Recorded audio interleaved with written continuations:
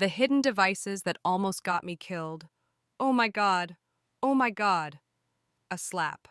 My head smacked against the wall so hard that my ears rang. I tasted blood in my mouth. My knees buckled and I hit the floor. The carpet scratched against my cheek. My vision pulsed in and out like the whole room was breathing. I remember staring at the floor, blinking, thinking, one day this man is going to kill me. I didn't know it yet, but he was already preparing for it. My name is Maya Bennett. A few weeks earlier, I thought life was finally calming down. I was working, cleaning houses, trying to stay under the radar. I kept my head down, never causing waves. And that's when I found it. The thing that cracked open the nightmare I was living in. It was an ordinary day. My cleaner, yes, I had someone help because my health wasn't great, was dusting under my dresser when she froze. Her hand trembled. She held up a tiny black device, no bigger than my palm. A red light blinked at me like it was alive. She whispered, "I think this was recording you." I posted it on Reddit, desperate. What is this thing? The answers came fast. A hidden voice recorder, not Wi-Fi enabled. Whoever placed it would have to physically come back to retrieve it. Meaning, they weren't done. I lived in Florida, far from family in the UK, with my boyfriend, the same man I had left months before after he took my phone, isolating me from everyone. But I came back. He said he was sorry. That night I acted normal, smiled, cooked dinner, pretended I didn't know. But inside I was shaking. Every creak, every distant footstep, every shadow felt like a threat. I couldn't sleep. The next morning the recorder was gone. He had taken it to work. When I confronted him, he laughed it off, just to record the cleaner. His grin was a knife in my chest. But I knew better. As I searched the house, it got worse. On his desk, a manual for a spy camera. But the camera itself, missing. Hidden somewhere, watching me, waiting. My chest tightened every time I passed a reflective surface. Every mirror a possible lens. I had nothing. He controlled my bank account. I'd given up my job, my master's degree, my friends. Even my dog wasn't safe.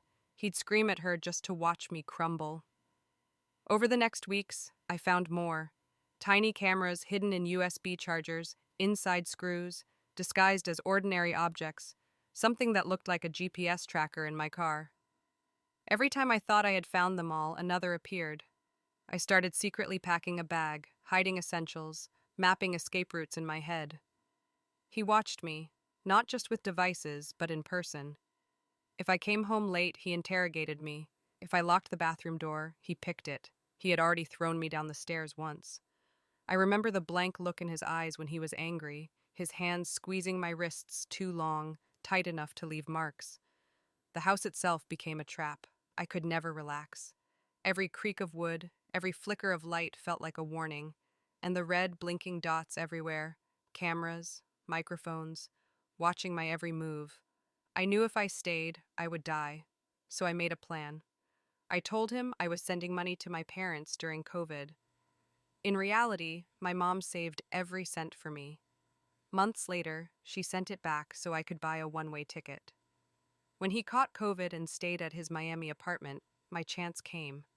I grabbed my dog, a backpack, and ran. The police agreed to watch the house. By the time he realized I was gone, I was already boarding a plane. From the airport, he texted me, "Where's my laptop? My cars? My dog?" I blocked him. I landed in Europe days before Christmas. I walked my dog on the beach, tears mixing with the sand and the cold wind. Finally, free. I was finally free. Then I received a warning, along with a message. "This is just a taste of what I can do. Remember, Maya, nothing is safe from me. I can reach you anywhere. You're mine." There was a small piece of something. At first I thought it was a scrap of silicone, but I realized in horror what it really was. It was his tongue. He had cut it and sent it to me, a gruesome threat meant to show me what he was capable of. My heart raced and every instinct screamed at me. He could find me anywhere, and he would stop at nothing.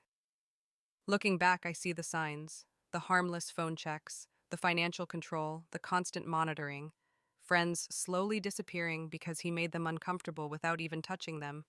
He planted microphones, cameras, GPS trackers, God knows what else, to own every second of my life. I found devices hidden in smoke detectors, vents, even inside a book. Every discovery made me realize how close I had been to total captivity, maybe death. If that cleaner hadn't handed me that first recorder, I might not be here. Trust your gut. If something feels wrong, it probably is. And if someone is watching you, run before they make sure you can't.